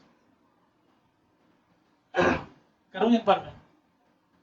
तो अगर सॉल्व करोगे लोग के का वैल्यू भी तो पुट करना है जरूर जवाब भी, तो लोग के का वैल्यू भी तो है और एक बार बढ़ते हैं तो ये हो जाएगा 8.314 into 5/2 कर लो 5 हटा देते 2.303 into 2.2 divided by 2 इधर हो जाएगा 50 माइनस 9 कर लो 50 माइनस 9 हो जाएगा 18 9 4 49 माइनस एक्स, ठीक है। अब इसको ये हो जाएगा 1.1, ठीक है। तो इसको एस के लिए सॉल्व करना है। अब थोड़ा सा मैं कैलकुलेटर कर लेता हूँ। अब कैलकुलेटर यूज करें तो 8.314 into 2.303 वीडियो लंबा हो जाएगा इसलिए कर रहा हूँ, एग्जाम में आप मत करना 1.1 21 हो रहा है 21.06 21.06 इक्वल टू 49 माइनस एक्स। थोड़ा ऊपर कर देता हूँ मैं, इसको सॉल्व करता हूँ। ऊपर करना, एक्स स्क्वायर ले आओ, 49 माइनस 21.06, 21 ही माइनस कर दो, काफी है। तो ये 9 में लग गया, 8 4 में 2 गया, 28 ये आंसर होगा। ठीक है, जो भी होगा ये आंसर होगा। एक बार आप लोग सॉल्व करना, अगर गड़बड़ होगा तो कमेंट में डालना और मैं दोबारा सॉल्व करके फिर डाल दूंगा। नेक्स्ट करते हैं। हाँ, इस तरह के क्वेश्चन देख रहे हो, इस तरह के क्वेश्चन एडवांस में भी आएगा। अब एडवांस जैसा क्वेश्चन आने लग गए, तो एडवांस में भी ऐसे क्वेश्चन आते हैं, तो बिल्कुल आते हैं ऐसे क्वेश्चन। तो एक बार करते हैं, ये पे करते हैं। ये बेंजीन में नाइट्रेशन हो जाएगा, तो पी हम लोग का बन जाएगा। एक बार कलर चेंज कर देता हूँ, ये थोड़ा बेंजीन में बन जाएगा NO2, NO2 बन जाएगा, NO2 बेंजीन में NO2 बन जाएगा। और एसिड HCl का रिडक्शन करते हैं, ये रिड्यूसिंग एजेंट। ठीक है, तो यहाँ पे NH2 कर देगा, NH2 एसिडिक है तो ये बेसिक NH2 होता है, तो न्यूट्रलाइज कर देते हैं वाटर। क्यों क्या हो जाएगा आपके पास यहाँ पे बेंजीन में हो जाएगा NH2। ठीक है, फिर यहाँ एसिडिक एनहाइड्राइड में होगा, CH3CO2O हो जाएगा। ठीक है, ये इसका स्ट्रक्चर में बना दो, CH3CO, यहाँ पे एक O और कितना ही यूनिट COCH3। ये इससे रीड करते हैं, तो यहाँ से एक H और यहाँ से एक OH एलिमिनेट हो जाता है। ठीक है, जैसे एस्ट्रिफिकेशन में होता है, बिल्कुल वैसा है। जैसा मैं यहाँ पे दिखा देता हूँ, ये H ऐसे दिखा दो, ये H और ये लेकर के यहाँ पे ये लेकर के एलिमिनेट। R आपका हो जाएगा बेंजीन में, क्या हो जाएगा R में, जब देखोगे तो बेंजीन में हो जाएगा NH और ये CO और यहाँ पे CH3, ये हो जाएगा आपका बेंजीन में। ठीक है, तो ये हो गया आपका R हो गया। R के बाद S करेंगे, S क्या, फिर नाइट्रेशन। नाइट्रेशन तो ये बल्कियर ग्रुप होते हैं, ये वाला ग्रुप जो क्या है, ये बल्कियर ग्रुप है। तो ये ऑर्थो पैरा डायरेक्टिंग है, तो ये ऑर्थो पे नहीं होगा, पैरा पे हो जाएगा। यहाँ पे नाइट्रेशन होगा, पैरा पे। सीधे सीधे यहाँ एस बना रहा हूँ, ऐसे जो बनाऊंगा मैं, ये देख लो। यहाँ पे हो गया आपका क्या, NH है यहाँ पे है आपका NH, यहाँ पे आपका NH CO CH3 और यहाँ पे आ जाएगा NO2, ये आ जाएगा S। ठीक है, और ये क्या करता है, हाइड्रोलाइसिस करते हैं, तो फिर एसिड बनते हैं, तो इसको इधर वाला को न्यूट्रलाइज वगैरह करने के लिए T जो बनेगा आपका, यहाँ पे आ जाएगा NH2, हाइड्रोलाइसिस हो जाएगा, यहाँ से कट जाएगा यहाँ से, और ये T आपका तैयार हो गया। यहाँ पे हो गया NH2, एक इसमें और यहाँ पे NO2, ये आपका T हो, क्या हो गया, हाइड्रोजन यहाँ H आता है, यहाँ OH आता है, इसका CH3COH एसिडिक, इसका NH2, ये हो जाएगा। ये फाइनल हो गया। अब इसमें पूछ रहा है, इतना ही क्वेश्चन नहीं है, परसेंटेज ऑफ नाइट्रोजन, इसमें दो नाइट्रोजन है, एक नाइट्रोजन यहाँ, एक नाइट्रोजन का परसेंटेज पूछ रहा है। एक बार कम से कम अगर मैं सोल्व ना करूं, कम से कम इसको बना दो। दो नाइट्रोजन है, तो दो नाइट्रोजन कैसे होगा, परसेंटेज ऑफ नाइट्रोजन करोगे तो हो जाएगा mass of nitrogen divided by molecular mass into 100। ठीक है, तो मास ऑफ नाइट्रोजन कितना हो जाएगा, दो नाइट्रोजन का 28 और मोलिकुलर मास पता करोगे तो वही 28 तो होगा ही दो नाइट्रोजन का। कार्बन का कर लेते हैं, कार्बन 6 है, तो 6 × 12, 6 × 12। ठीक है, हाइड्रोजन इसमें कितना है, हाइड्रोजन 1 2 3 4 5 6, 6 × 1 हाइड्रोजन का हो गया। ऑक्सीजन कितने, 2, तो 2 × 16, ये हो गया आपका क्या, परसेंटेज ऑफ नाइट्रोजन। ठीक है, इनटू 100 भी करना पड़ेगा ना, ये हो जाएगा। इसको सॉल्व करो एक बार, तो 28 × 100 डिवाइडेड बाय, एक बार जोड़ना है, इसका मोलिकुलर मास कितना आ रहा है, एक बार जोड़ के देखो, मैं जोड़ूं तो ये आ रहा है 28 प्लस 72 72 प्लस 6 प्लस 32, 138 आ रहा है, 138। ठीक है, इनटू 100, इतना नियरेस्ट इंटीजर में पूछ रहा है, 28 से डिवाइड करोगे 138, लगभग 20% आ रहा होगा। 2800 डिवाइडेड बाय 138, 20.3 आ रहा है। मैंने इंटीजर बोला है, ठीक है, कितना आ रहा है 20.3, ये होगा 20% आंसर। 20 आंसर हो जाएगा हम लोग का क्वेश्चन नंबर 49, 20 आंसर हो जाएगा। नेक्स्ट क्वेश्चन देखते हैं हम लोग। नेक्स्ट क्वेश्चन देखिए, three exponential factor of two different reaction of same order are identical. Last question है लगता है, ठीक है। तो क्या ये जो होता है केमिकल काइनेटिक्स से होता है ना formula K equal to A x² minus EA by RT। A EA by minus EA by RT, ये हो जाता है। ए का वैल्यू क्या बोल रहा है, सेम है दोनों रिएक्शन, टू डिफरेंट रिएक्शन के लिए। Let activation energy of first reaction exceed the activation energy of second reaction by 20। मतलब बोल रहा है यहाँ पे E1 जो है ये ज्यादा है E2 से, कितना 20 से ज्यादा है। E1 जो है आपका 20 प्लस E2, ठीक है, ये है। K1 K2 are the rate constant first and second reaction. K1 K2 क्या है, रेट कांस्टेंट है दोनों के। और फाइनली हम लोग को ln K2 by K1 पूछा है 300 केल्विन में। ऐसा करते हैं, इसको log ले लेते हैं, इसको log ले लेते हैं। ln लेते हैं पहले, ln K इक्वल टू क्या हो जाएगा, ln A minus EA by RT, ठीक है। तो एक बार फिर ऐसे कर लेते हैं, ln K1 इक्वल टू क्या हो जाएगा, ln K1 equal to ln A minus EA by E1 by R होता ही है T300 है, बाद में पुट करते हैं उसके पास T होता है। उसके बाद फिर से यहाँ पे ln K2 इक्वल टू हो जाएगा ln A minus E2 by RT, ठीक है। निकालना क्या है हम लोग को, K2 by K1, K2 by K1, पहला वाला को माइनस कर लेते हैं, ये माइनस कर लेते हैं, यहाँ प्लस हो जाएगा। तो ये क्या हो जाएगा हम लोग का फाइनली, यहाँ पे एक बार सॉल्व करो, ln K2 बाई K1 हो जाएगा, ln K2 बाई K1 हो जाएगा, और ये कैंसिल हो जाएगा, इक्वल टू हो जाएगा ये 1 बाई RT कॉमन ले लो, और पहला वाला E1 कितना है हम लोग का 20 प्लस E2, यानी कि 20 प्लस E2, ठीक है। और फिर ये कॉमन ले लेते हैं हम लोग, तो माइनस हो जाएगा E2, ये हो जाएगा। थोड़ा सा आगे सॉल्व करते हैं इसको हम लोग, थोड़ा सा आगे सॉल्व करोगे हम लोग तो क्या हो जाएगा, ln K2 by K1 हम लोग को पूछा क्या, फाइनली ln ही पूछा है, कन्वर्ट नहीं करेंगे, ln K2 by K1, ln K2 by K1 equal to हो जाएगा 1 by RT और इनटू 20, इसको कैटा पुट कर लेते हैं।